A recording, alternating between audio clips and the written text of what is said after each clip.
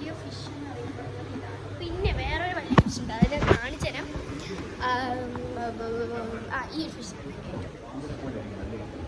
തോന്നണം മഷ്റൂമൊക്കെ വെച്ച് അടിപൊളിയാണ്.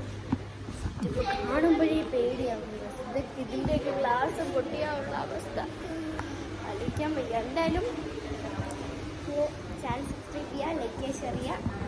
അത്രയേ ഉള്ളൂ. പാർട്ട് 3 കാണാം. Bye bye.